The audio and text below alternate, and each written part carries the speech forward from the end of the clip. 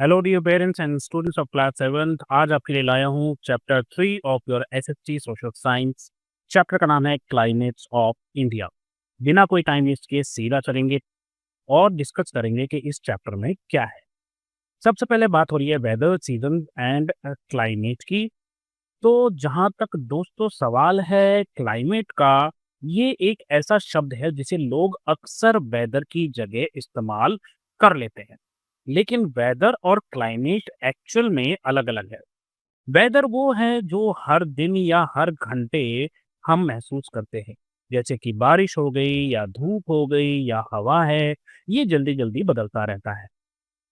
Climate की अगर बात करूँ तो क्लाइमेट किसी जगह का वेदर ही है, लेकिन एक लंबे समय तक, कम से कम कई दशकों तक, 10 साल, 20 साल, 30 साल, जब इसको टोटैलिटी में देखा जाता है कि इतने लंबे टाइम तक किसी जगह का वेदर कैसा रहेगा, तो उसको हम क्लाइमेट कहते हैं।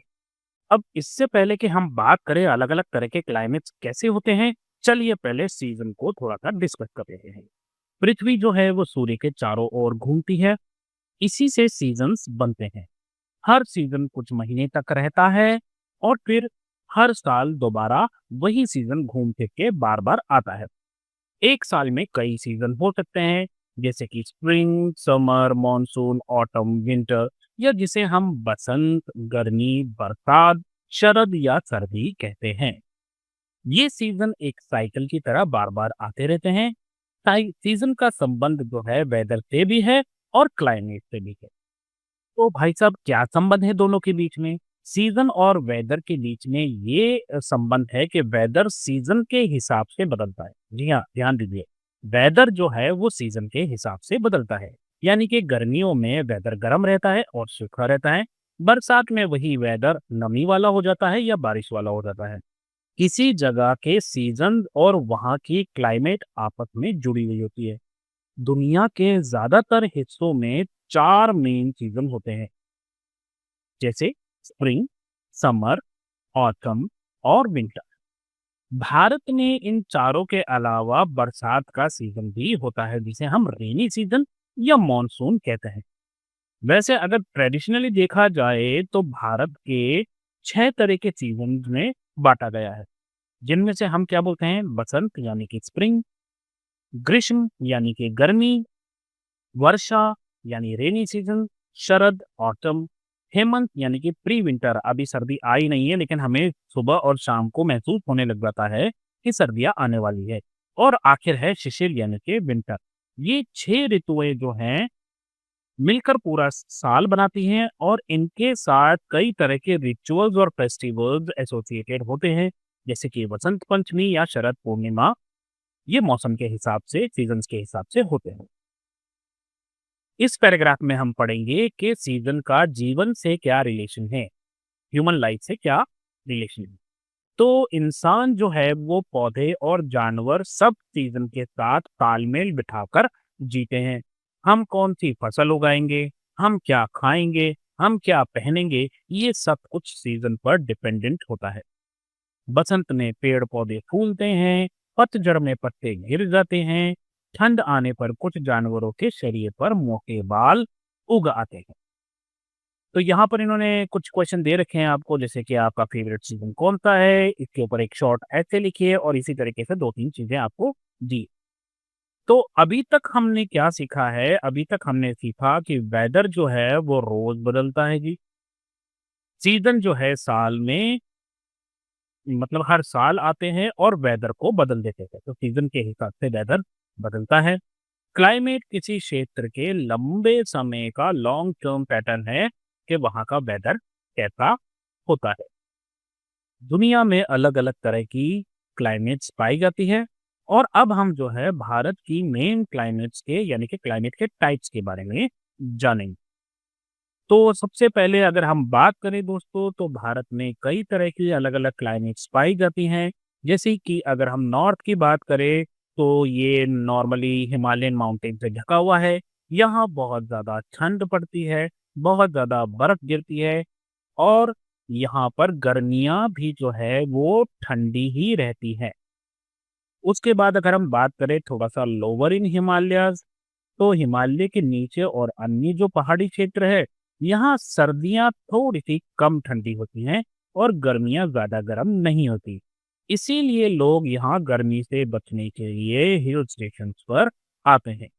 नॉर्मली आपने जितने भी हिल स्टेशंस देखे होंगे इंडिया के, वो सब जो है अ, हायर हिमालयज़ में ना होके लोअर हिमालयाज़ या कम ऊँची पहाड़ियों पर होते हैं।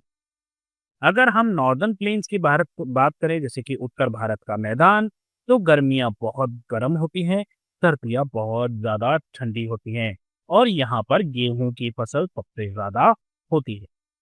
वेस्ट में हमें पता है राजस्थान मिलेगा, राजस्थान में आपको मिलेगा थार डेज़र्ट और यहाँ का वेदर बहुत ही सूखा है।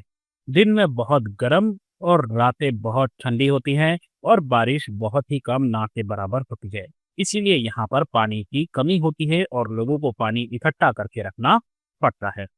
चलते हैं वेस्टर्न कोस्टल स्ट्रिप की तरफ। वेस्टर्न कोस्ट का मतलब ये हो गया वेस्ट की तरफ, ये जो इंडिया का कोस्ट है, this is western coastal strip.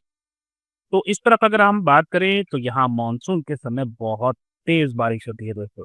यहाँ जगह-जगह धान और मसालों की खेती बहुत अच्छे से होती है।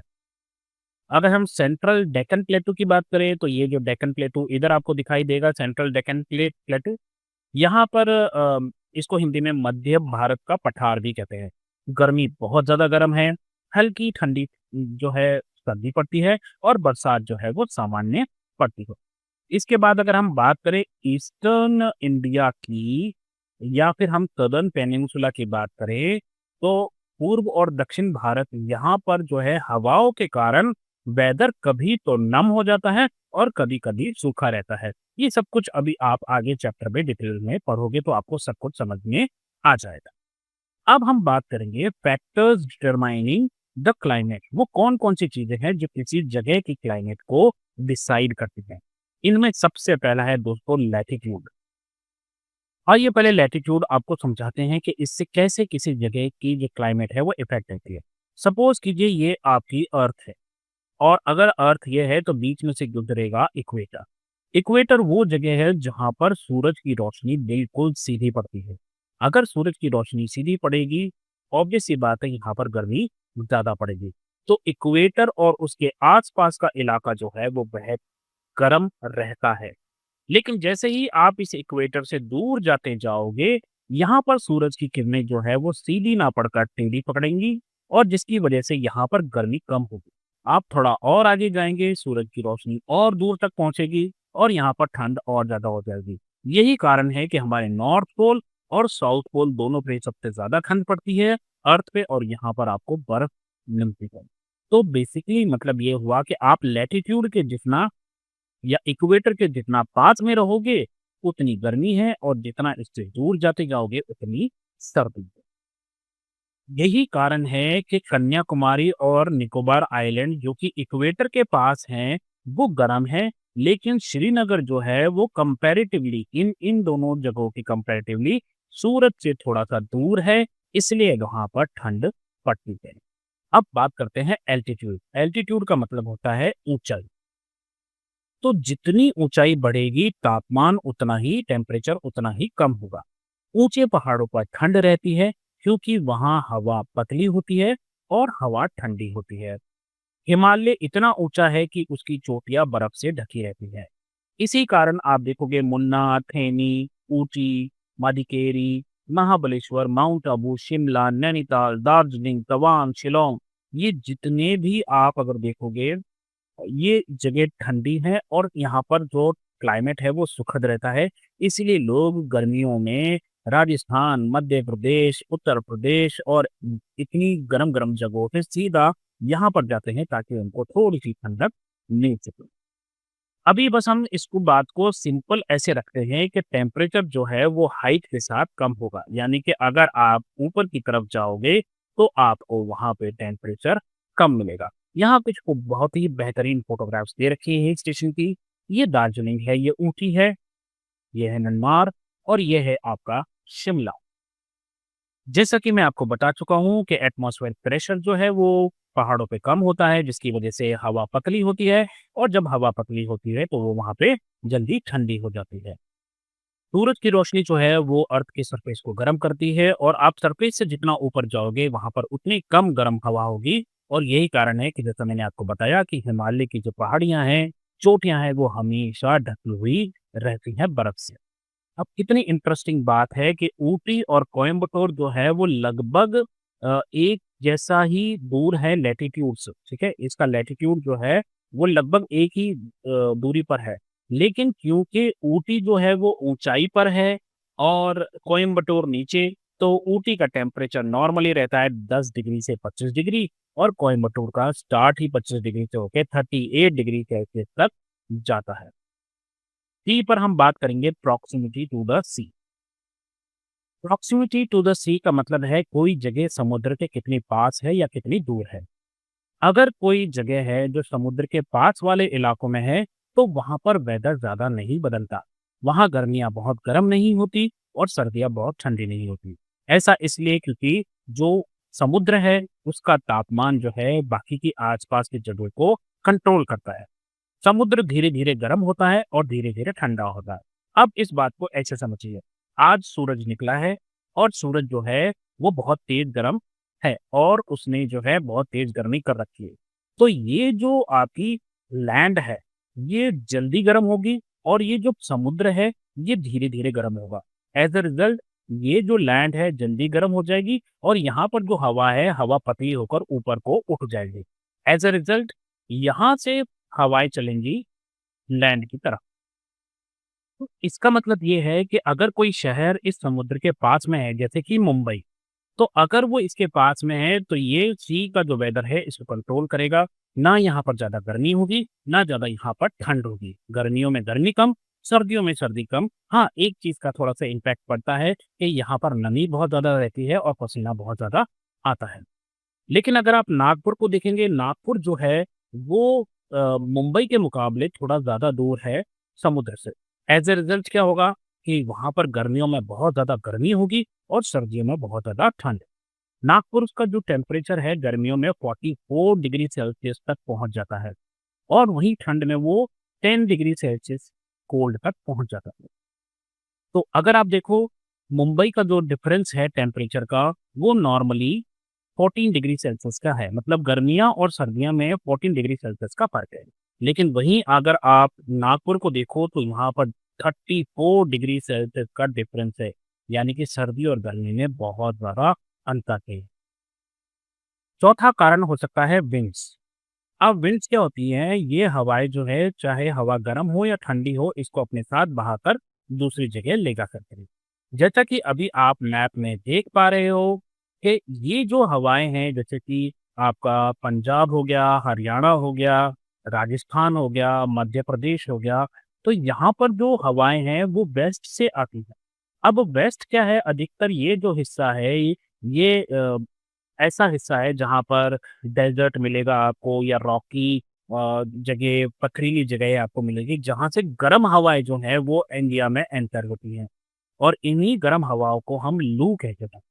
ये हवाएँ बहुत तेज़ गर्मी लाती हैं। सर्दियों में क्या होता है, जो हवाएँ हैं वो आपकी चलती हैं हिमालय की तरफ से। तो ये जब हवाएँ चलती हैं तो इन हवाओं की वजह से ये जो हिस्सा है उत्तर भारत का, ये शीतलहर के उसमें आ जाता है पूरा और यहाँ पर कड़ाके की ठंड पड़ती है। रेगिस्तान से आने वाली हवाएं सूखी होती हैं, जबकि समुद्र से आने वाली जो हवाएं हैं वो नमी भरी होती है क्योंकि उनमें पानी होता है। और यही हवाएं जो हैं भारत में फिर बाद में बारिश करती हैं और इसको हम मॉनसून की तरह पढ़ेंगे अभी बाद में। एक फैक्टर और है जिससे कि किसी भी जगह की क्लाइमेट जो है वो अफेक्ट होती है, तो उसका नाम यहाँ पर इन्होंने दे रखा है टोपोग्राफ, जिसको हम स्थलाकृति भी बोलते हैं। मतलब किसी स्थल की जो आकृति है वो कैसी है। जैसे अगर मैं आपसे बोलूँ कि किसी जगह की जो बनावट है वो क्लाइमेट को कैसे प्रभावित करती है, हिमालय और काराकोरम पर्वत की जो भारत को जो हवाएँ आती है ना, अगर मैं आपको इस मैप पे दिखाऊँ, यहाँ पर ये हिस्सा है, ये सेंट्रल एशिया का हिस्सा है। यहाँ से बहुत ही ठंडी हवाएँ आती हैं। यही कारण है कि चाइना में हर साल जो है बहुत ज़बरदस्त ठंड पड़ती है। लेकिन क्योंकि यहाँ पर हमारे हिमालय जो है एज़ अ गार्ड खड़ा है, तो ये इन हवाओं को काफ़ी हद तक रोक देता है, जिसकी वजह से हमारे पूरे इंडिया में बर्फ़ नहीं पड़ती, वरना आप इमेजिन करो कि साउथ में भी हो सकता है, इतनी ठंडी हवाएँ पहुँचती कि वहाँ पर बर्फ़ भी पड़ सकती थी। अब ये जो हिमालय और काराकोरम पर्वत है, ये भारत को सेंट्रल एशिया से आने वाली ठंडी हवाओं से बचाते हैं। लेकिन थार मरुस्थल जो है, वो हमारे हिमालय की तरह ऊँचा तो है नहीं, ये तो फ्लैट है। अब अगर ये फ्लैट है, तो इसकी वजह से क्या होता है, ये जो सूखी हवाएँ आती हैं, इनको हम रोक नहीं पाते और एज़ अ रिज़ल्ट यहाँ पर भीषण गर्मी पड़ती है।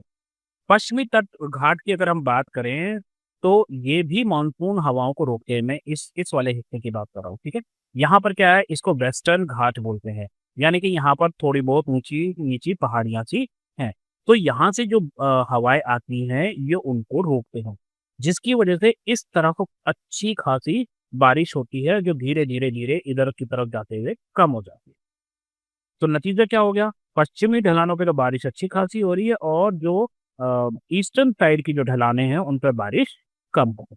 तो अगर हम इन सबको एक साथ देखें, तो किसी भी जगह की क्लाइमेट ऊपर बताए गए फैक्टर से मिलकर तय होती है, जो अभी हमने 5 फैक्टर डिस्कस किए। और अगर हम बात करें कि भाई क्लाइमेट की डेफिनिशन क्या होगी, तो 30 साल या उससे ज़्यादा समय तक अगर किसी जगह का एवरेज टेम्परेचर आप निकालोगे, बारिश और हवाओं का पैटर्न देखोगे, तो वो चीज़ डिफाइन करती है कि क्लाइमेट कैसी होगी। छोटी जगहों पर अपनी अलग माइक्रो क्लाइमेट हो सकती है।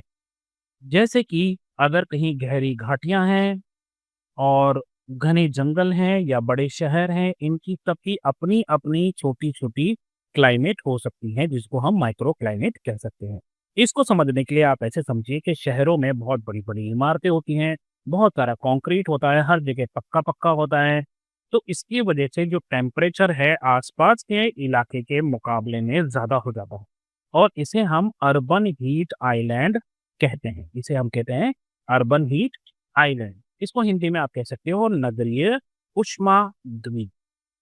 आगे है मॉनसून दोस्तों, चैप्टर अभी लंबा हो गया है। अगले वीडियो में हम बात करेंगे मॉनसून और आगे आने वाले टॉपिक्स की। तो अभी के लिए बस इतना ही, अपना ध्यान रखें, मम्मी-पापा का कहना मानें और जब भी कोई प्रॉब्लम हो तो नॉट टू फियर बोलिए। हेलो अध्यापक, take care, bye bye, have fun, all the very best.